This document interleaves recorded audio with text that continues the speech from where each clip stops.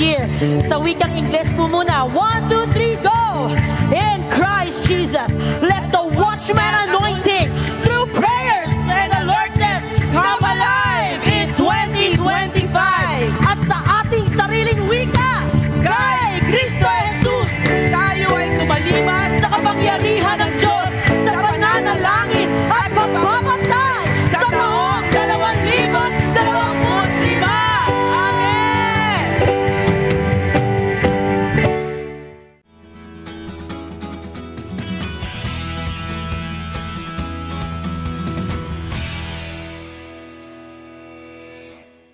Mag-schedule tayo. Sabi po yan sa Biblia ni Apostol Pablo sa Efeso chapter 5 verses 15 to 17. Kaya mag-ingat kayo kung paano kayo mamuhay.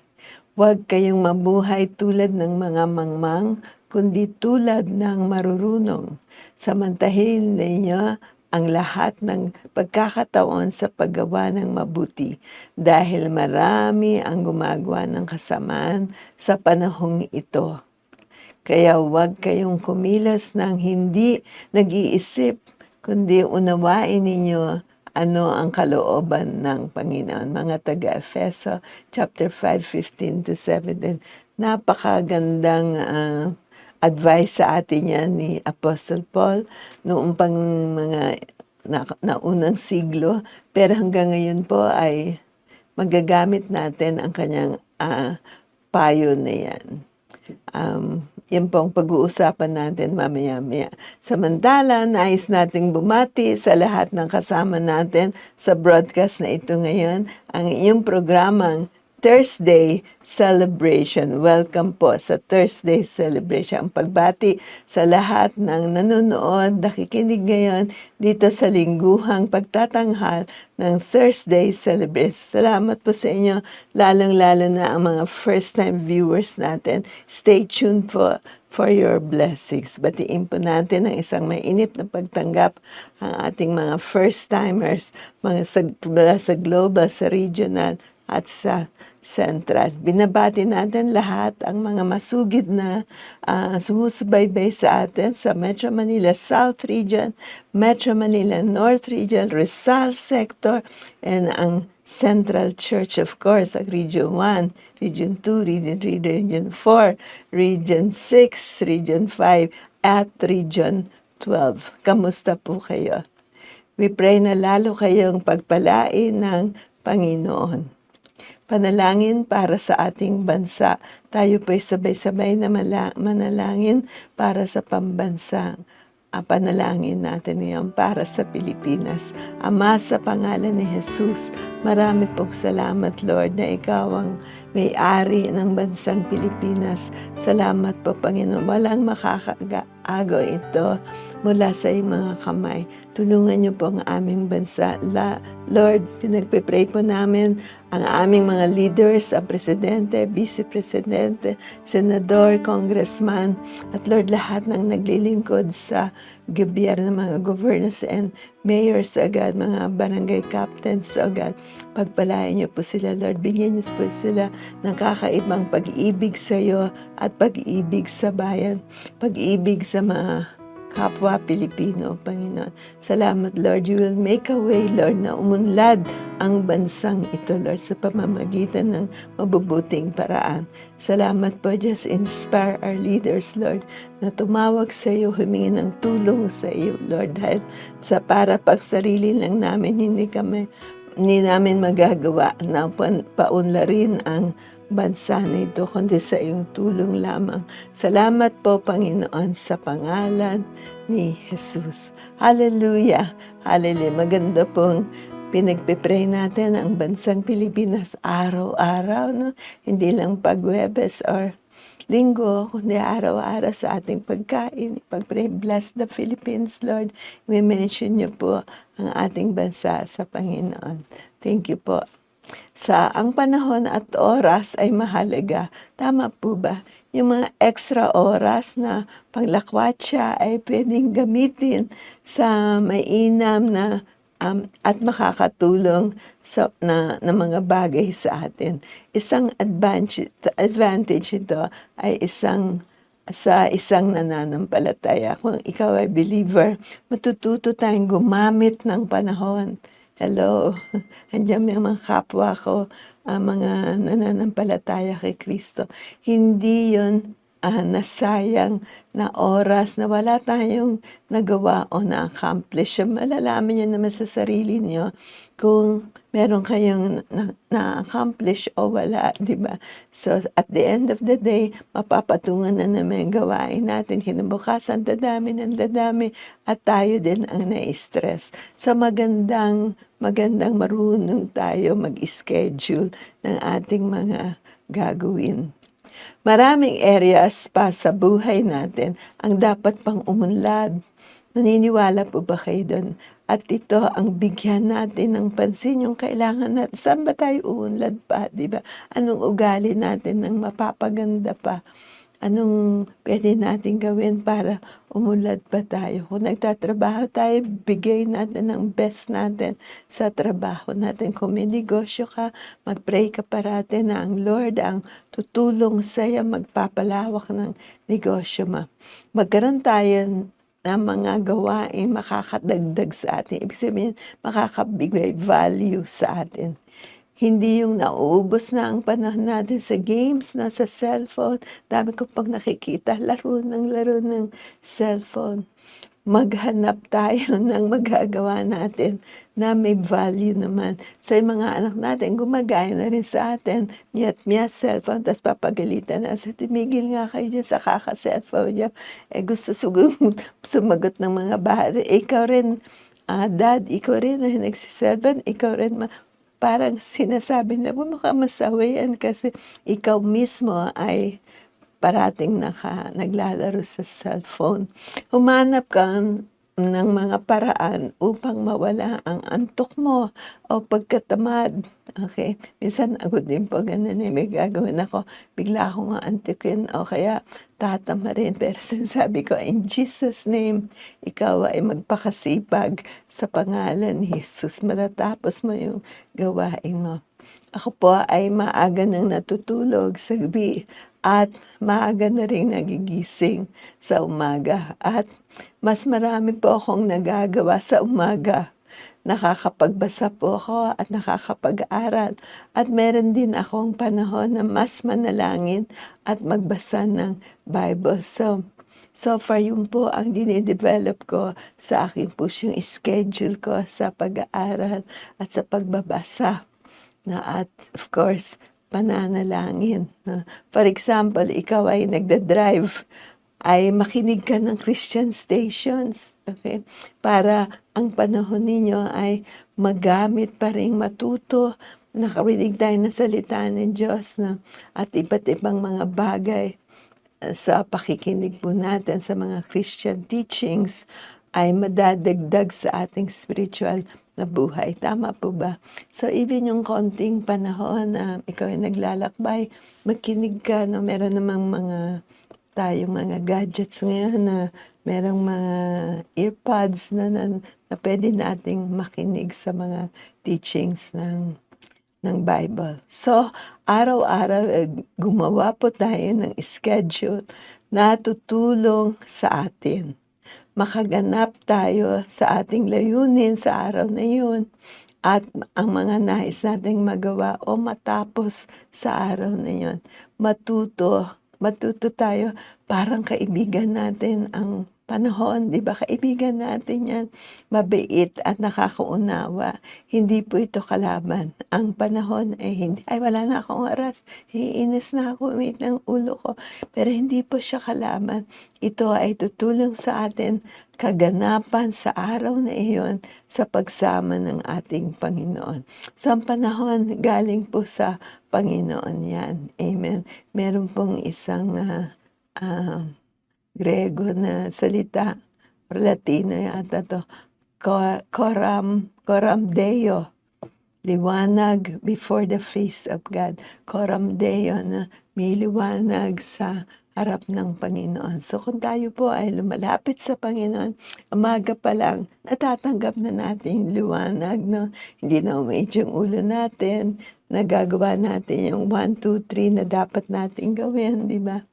Pero 'pag malayo tayo sa liwanag ng Panginoon, kadiliman ang sumusukob sa atin. Alam niyo naman sino sa kadiliman, walang iba kundi si Satanas sa diablo at kanyang mga hapon. Bibigyan ka ng problema, aga-aga pa lang tapos dapat sawayin mo 'yon. Huwag kang papayag na, mabitag ka sa problema. Sana po ay may natulong tayo ngayon para hindi na po tayo nauubusan ng oras. Naalala ko nga po ang sabi ng lola ko, Victoria, lahat ng tao ay merong 24 oras, which is true. Kaya gamitin mo mainam ang mga oras na ito. Yan po ang ating nais maparating sa inyo ngayon. So, hanggang sa muli.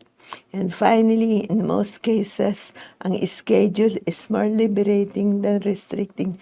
Pag may schedule ka, makakakilos ka. Pero pag wala kang schedule, hindi mo alam kung ano susunod o nagkakamali tayo sa mga sunod-sunod. Working with the schedule helps us to organize our use of time. Naniniwala po ba kayo na pag may schedule ka, alam mo kung anong oras ang ibibigay mo. The schedule should be a friend, not an enemy. It helps us find wisdom for God, glorifying and productive life. Amen. Coram Deo, living before the face of God. Kapag wala kang schedule, gumawa ka, matuto ka ng gumawa. Araw-araw gamitin mo yan for the rest of the week. Tapos mamimihasa ka na, meron ka ng to-do list, saan ka pupunta, mamamalengke ka ba, pupunta ka ba sa bangko, o magtatrabaho sa araw na yon. Nandun nakasulat na po at yun na ang sinusunod natin. Evaluate pa natin how it helped us. No? Paano tayo natulungang makasave ng time? Minsan kasi ubos na yung oras, wala ka pang nagawa. If you already have schedule, take some time to review and pray about your priorities. Doon sa schedule natin, may mga priorities din tayo doon. May uunahin din tayo. Hindi naman pwede pong sabay-sabay yung schedule. Tama po. So, papunta po tayo sa magandang uri ng pamumuhay. Pinapaalala sa atin ng Diyos yung parang hindi natin nakikita or nakakalimutan ng natin. Kailangan po ang gawa natin ng mabuting gawa o mabuting gamit ang ating panahon o ang ating oras. Salamat po sa pagsama niyo sa amin. At importante po sa programang ito na may pahayag natin ang kaligtasan. Okay? Ang kaligtasan ng Diyos sa oras ng Diyos. Siya pa ay nagpapahayag sa atin. At kung tatanggapin po natin yan, tayo ay maliligtas. Sabi po sa Bible na kung ipapahayag mo si Jesus ay Panginoon at sasampalataya ka ng buong puso na muli siyang binuhay ng Diyos, maliligtas ka sapagkat itinuring ng Diyos na matuwid ang taong sumasampalataya sa Kanya ng buong puso. At kung ipapahayag niya na siya ay sumasampalataya, maliligtas siya. Roma 10:9-10. Sa wikang Ingles, and if you confess with your mouth, Lord Jesus, in your heart that God has raised him from the dead, you will be saved. For with the heart one believes unto righteousness, and with the mouth confession is made unto salvation. Romans 10:9-10. So maliwanag po kung paano tayo maligtas kung narinig natin ang mabuting balita at nanampalataya sa ating puso, and ilalabas sa ating bibig. At tayo mananampalataya na si Jesucristo ang anak ng Diyos. So ngayon po, bigyan niyo ako ng pribilehiyo na malid ko kayo o pangunahan ko kayo sa panalangin ng kaligtasan. Sumunod po kayo sa panalangin ito. Salitain niyo, malakas pa sabihin niyo, Ama, Ama, sabihin niyo, Ama, sa pangalan ni Jesus, ako po ay lumalapit sa iyo, humihingi ng kapatawaran sa lahat ng aking kasalanan. Panginoon, sa araw na ito, ako po'y naniniwala na Ikaw, Hesukristo, ang anak ng Diyos, nagkatawang tao, namatay sa krus ng Kalbaryo, inilibing, subalit makalipas ang 3 araw, ika'y nabuhay na muli at buhay kailanpaman. Tinatanggap kita, kinikilala kita na ikaw ang aking Panginoon. Sa pangalan mo, Panginoong Hesukristo, Amen, amen. Kung ginawa niya yan, ang sabi pa ng Bible, ngayon sa oras na ito ay tinatawag kang anak ng Diyos. So bilang anak, meron kang karapatang lumapit sa Panginoon anytime of the day. So congratulations na tinanggap mo ngayon ang Panginoon. Today is August 13, 2025. Ito yung araw ng iyong spiritual birth. Congratulations. Ngayon naman po, dadako na tayo sa next part ng ating programa ngayon, ang healing. Tayo po'y naniniwala ang healing o kagalingan ay galing sa Diyos dahil sa ginawa ni Jesus sa krus ng Kalbaryo. Psalms 103, 2-5. Praise the Lord, my soul, and forget not all His benefits, who forgives your sins and heals all your diseases, who redeems your life from destruction. Purihin ko ang Panginoon, and hindi kalilimutan ang kanyang kabutihan. Pinatawad niya ako ng lahat kong kasalanan at pinagaling niya ang lahat kong karamdaman. Psalm 103, 2-3. So, isipin pa natin yan, ilagay natin sa puso natin na sa pamamagitan ng Jesucristo na ginawa niya sa krus ng Kalbaryo, pinagbayaran niya lahat ng mga sakit natin doon, ang ating kamatayang walang hanggan. Doon po ay tinubos na ng Panginoon. Kaya tayo ngayong tumanggap kay Kristo ay meron din tayong buhay na walang hanggan. So, dadating po yung panahon, magkikita-kita tayong lahat sa langit. Lahat po nang tumanggap sa ating Panginoong Jesucristo. Hindi lang parang kilala mo lang si Lord, kundi yung pagtanggap sa Kanya sa personal mong buhay. So, God is good. Hindi niya tinatangi kung sino ang mga tatanggap sa Kanya. Ikaw ngayon na nasa internet na to, this is your day, this is your time. Pasalamat ka sa Lord, nakarinig ka ng mabuting balita. At nais ka naming tulungan kung may mga questions ka, sumulat ka lang sa amin at sa chat box, mag-chat ka doon or sa aming website, pumunta ka doon sa jcsgo.org. Okay? Meron po kaming website doon at itanong mo kung anong gusto mo itanong at magpasalamat ka din sa Diyos na ikaw ay nakarinig ng mabuting balita sa araw na ito. God bless you. God bless you. And of course, magbabasa ka na ng Bible. So, padadalan ka namin kung gusto mo ng libreng New Testament Bible. I-mail namin yan sa iyo. Padala mo lang yung address mo so we can send you the New Testament Bible na pwede mong basahin araw-araw. Na sa ganon, tumibay ka kasi ang salita ng Diyos ay pagkain ng ating spirito. Kung araw-araw kumakain tayo ng manok or kanin or pansit, di ba?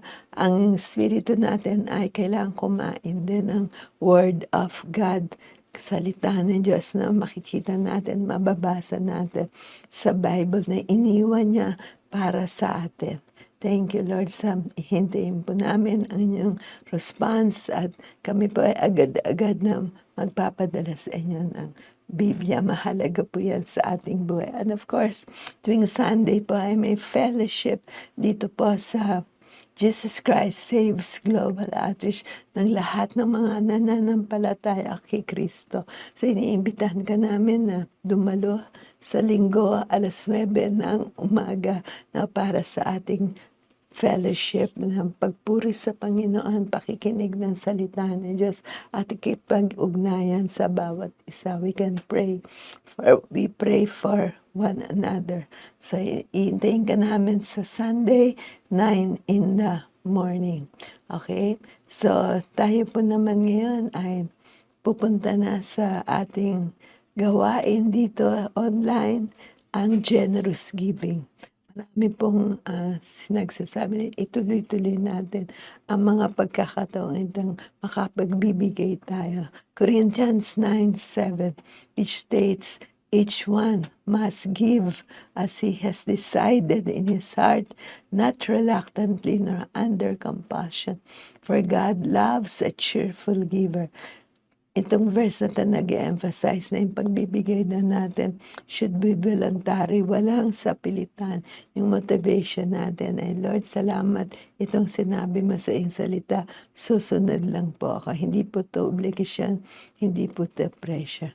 Ang bawat isa sa inyo, sabi pa ng Bible, ay magbigay ng ayon sa sariling kapasyahan ng walang pag-aatubili at hindi sa pilitan dahil mahal ng Diyos ang mga nagbibigay ng may kagalakan.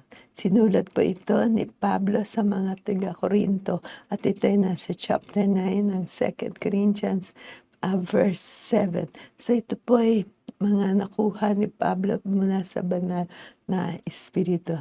So again, maraming salamat po sa lahat ng kapartners natin dito na nagbibigay tuwing Thursday para lalong lumawig ang ating reach dito po sa ating Thursday celebration. Na tayo nakakaabot na rin po sa ibang bansa at sila po ay natutuwa din na meron tayong connection kahit ang layo-layo nila ay meron tayong connection sa pamamagitan ng gospel or ng salita ng Diyos. Thank you po. Pwede po tayong magbigay online ng generous giving sa China Bank, the Minister of JCSGO 113000005605. Okay, meron din po tayo sa Metrobank, the Minister of JCSGO 473-347-373-8326. At ganoon din po sa Union Bank, pwede kayo maghulog doon sa the Minister of JCSGO 00015002840. At isa sa popular na way of giving natin ay ang GCash. Nasa pangalan pa yan ni Gary Tolentino, yung ating accountant. So ang ating pong GCash number is 091506474446. So lahat pong ito ay pumupunta sa offerings ng Thursday celebration natin. Kaya no worries po tayo. Ang maganda po ay nakakapagbigay tayo, nakaka-share tayo sa mga proyektong kagaya nitong Thursday celebration. Hallelujah! Maraming salamat po. So para pa sa mga announcements, maraming salamat din po sa lahat ng dumalo nung Sabado sa napakalaking rally ni Reverend Josaphat Healing Rally. Ang dami pong na gumaling na yung unang prayer pa lang niya 100 plus na po yung gumaling. So again, nagpapasalamat tayo sa Diyos for touching this land, ang ating bayan, ng ganitong mga gawain. Ang sabi nila, babalik pa raw sila. Thank you, Lord. Sa pagbalik nila, punta na po tayo doon. At tayo pa makiisa sa healing rally na yan. Sa pangalan ni Jesus. Amen. At meron po tayong household salvation. Mula pa ng Septyembre ay nagpe-pray na pa tayo hanggang Disyembre at may bilmampas pa to. At sa mga susunod pang buwan, pinagpe-pray po natin ang ating mga pamilya na masumpungan nila ang kaligtasan sa ating Panginoong Hesukristo. So salamat po sa inyong pagsama dito sa ating household salvation. Gano'n rin po, excitedly na sinasabi ko sa inyo, magse-celebrate po tayo ng ating 45th church anniversary. 24 at 5 taon na po tayong church dito po sa Pilipinas sa October 17, 2025. Linggo po yan at 9 in the morning. As webe po ng umaga. Ngayon pa lang po gumawa na kayo ng plano at ito po ay sa ating address, sa on-site address natin. Jesus Christ Saves Global Outreach, 156 15th Avenue, Cubao, Quezon City. Mamaya ipa-flash natin yung address natin. Madali pong makita ito. And of course, sa Sunday mismo, itong Sunday, ay meron tayong magandang gawain. It's powerful time of worship dito po sa ating Sunday on-site celebration. Dumalo po kayo dito. 9 in the morning, ang ating pong address ay 156 15th Avenue, Barangay San Roque, Cubao, Quezon City. Nasa gitna po tayo ng Cubao. Madaling hanapin po yan. So sana pa magkita-kita tayo this Sunday. Huwag kayong mawawala. Okay? So ngayon po ay tumuloy na po tayo sa ating closing prayer. Sige po, itaas niyo yung kamay niyo at tanggapin niyo ang mga pagpapalang ito. Pagpalain kayo ng Panginoon. Ipakita ng Panginoon ang kanyang kabutihan at awa sa inyo. At malugod ang Panginoon sa inyo at bigyan niya kayo ng mabuting kalagayan. The Lord bless you and keep you. The Lord make His face shine upon you and be gracious to you. The Lord lift up His countenance upon you and give you peace. Hallelujah. Lord, maraming salamat sa pagtipon mo na sa amin ngayon dito sa internet Sunday celebration. Salamat, Lord. At ang salita mo ay naihayag, ang nais mo ay naihayag. Pagpalain mo ang bawat pamilya nanonood, ang bawat may sakit, Panginoon. Lord, tinatanggap namin ang kanilang kagalingan, O God. Lord, lahat ng mga naguguluhan, Panginoon, sinasabi namin ang kapayapaan sa kanila. Lord, yung lahat ng nagkukulang, Panginoon, ang kasaganaan mo, ang sinasabi namin sa kanila. Salamat po, Diyos, tinatanggap namin ang mga pagpapala mong ito. Tinatanggap namin ang pag-iibig mo. At Lord, huwag mong kalilimutan, Lord, ang bayang Pilipinas, Lord. Nilalapit namin siya sa iyo, Panginoon. Wala pa kung may gagawang iba, Lord, kundi ipag-pray namin ang aming bayang Pilipinas, Luzon, Visayas at Mindanao. Salamat po, O Diyos, at lahat ng ito pinapanalangin namin sa tanging pangalan mo, Lord. In Jesus' name we pray. Amen. Amen. Amen. Salamat po sa inyong pagsama. Patuloy po tayong manalangin, especially for our nation. Kailangan po niyang ang panalangin.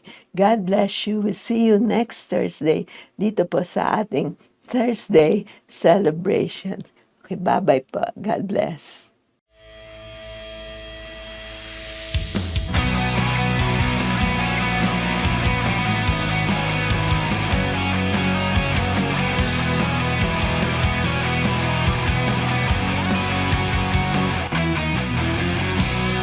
Magsaya tayo ngayon, pagkabuhay ang ating Panginoon. O magsaya sa piling niya'y sabay-sabay tumalon. Hindi papipigil sa pagsamba, galang sa aking puso'y nadarama. Kaya't halika na't sumama na't sumamba sa presensya niya.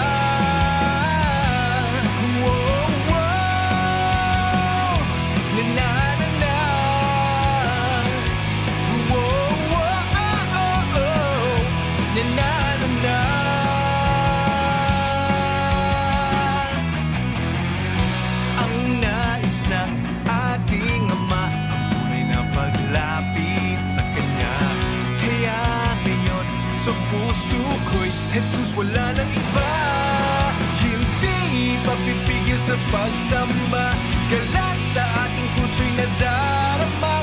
Kaya't halika na't sumama na, sumamba sa presensya niya. Hindi papipigil sa pagsamba, galang sa aking puso'y nadarama. Kaya't halika na't sumama na, sumamba sa presensya niya.